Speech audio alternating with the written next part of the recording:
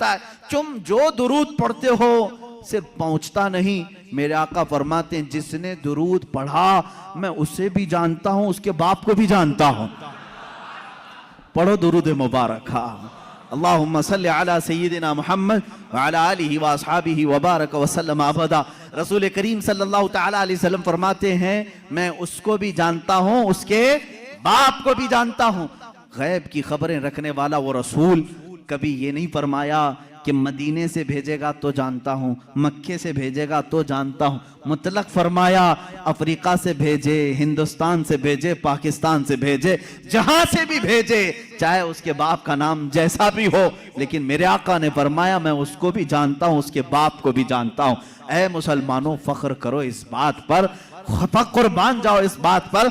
एक दुरूद ऐसा है, एक इबादत ऐसी है, जब हम यहां पढ़ते हैं हमारे बाप का तज़किरा मदीने में हो रहा होता है। मेरे आका की जालियों के सामने हमारे बाप का नाम तक पहुंच जाता है। इससे बड़ी खुशकिस्मती तुम्हारी और क्या हो सकती है, जब नबी को फरिश्ता जाकर यह बता रहा हो या रसूल अल्लाह फलां का बेटा फलां अभी दुरूद पढ़ा है और आपकी बारगाह में पहुंचाया जा रहा है।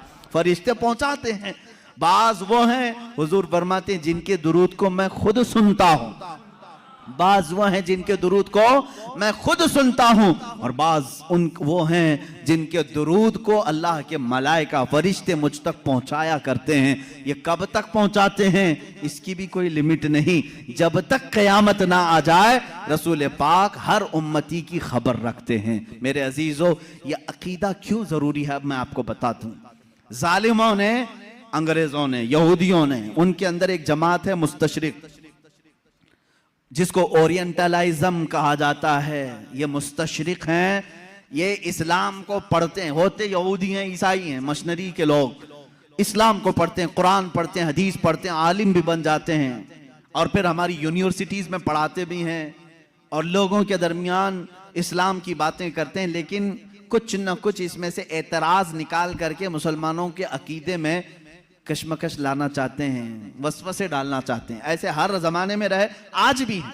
खुद मिस्र में जामिया काहिरा यूनिवर्सिटी का नाम है, काहिरा यूनिवर्सिटी, वहाँ पर आज भी वो यहूदी इस्लामी तालीमात पढ़ा रहे हैं, फ़िक़्ह इस्लामी पढ़ाते हैं। वो है नहीं मुसलमान, लेकिन इस्लामी तालीमात से खूब वाकिफ़ है।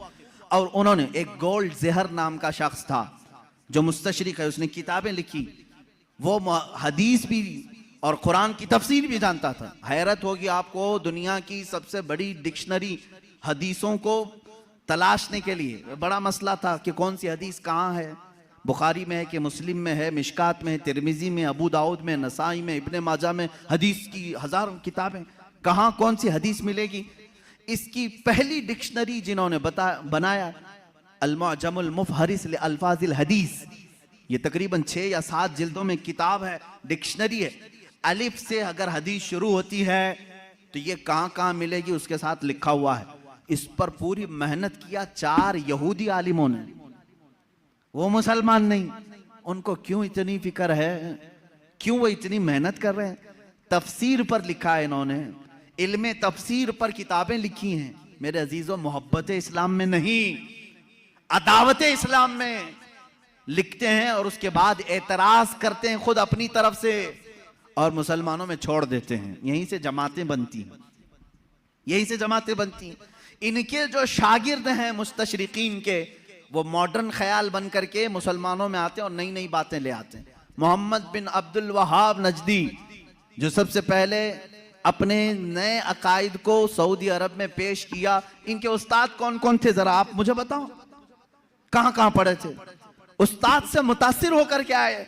ऐसे मिस्र में भी बहुत सारे हैं जो जर्मनी में इस्लामी तालीमात पढ़ते रहे, इंग्लैंड में पढ़ते रहे, इस्लामिक डिपार्टमेंट के अंदर बहुत सारे मुदर्रिस इस्लाम पढ़ाने वाले यहूदी हैं, ईसाई।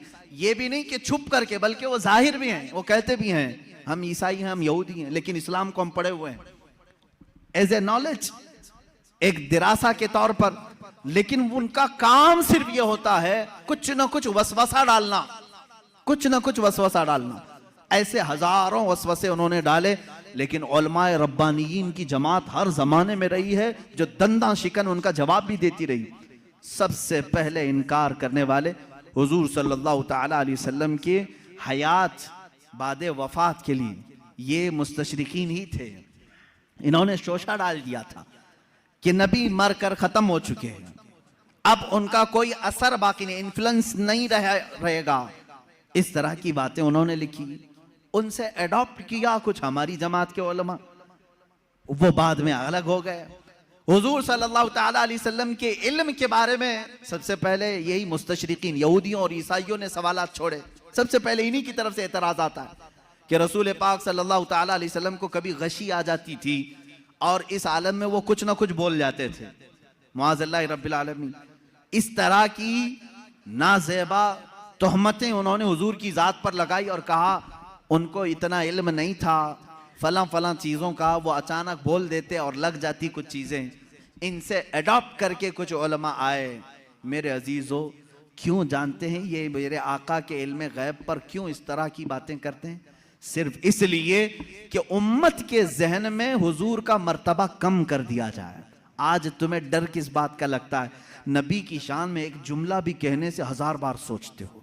अल्लाह के नबी हैं, उनके बारे में हम मजाक में भी कोई जुमला नहीं कह सकते, ईमान चला जाएगा। आज तक ये डर है या नहीं? आज तक ये डर है। लेकिन ये चाहते हैं कि उनको भी आम इंसान की तरह पेश कर दें, उनका भी मजाक हो सकता है। तो जब उम्मत मजाक को सहना पसंद कर लेगी तो समझ लो कि तुम्हारा रिश्ता खत्म हो गया, अब तुम्हारा इस्लाम ही खोखला हो गया। तुम नबी की हर बात को मजाक में भी ले सकते हो। अरे उन्होंने यूं ही कह दिया होगा, कभी बशरियत में ये भी बोलते थे, कभी वो भी बोलते थे, उनकी बातें ऐसी थी, मुआज़ल्लाहि रब्बिल आलमीन। यहां आ जाती है बात सीधे तुम्हारे इस्लाम की जड़ों पर। इसलिए इसको इतना हल्का मत समझना। इल्म गैब पर डिस्कस करने वालों को मैं ये कहता हूं, ऐ नौजवानों, तुम्हारी ये फील्ड नहीं है, तुम्हारा ये मैदान नहीं है, मुनाजरे करना तुम्हारा काम नहीं है। बस इतना तुम अकीदा रखो, हम इस मसले में कोई गुफ्तगू नहीं करना चाहते। मेरे रसूल को इतना इल्म था जितना मेरे मौला ने दिया था। रब ताला जाने कितना दिया था, रसूल जाने कि कितना लिया था।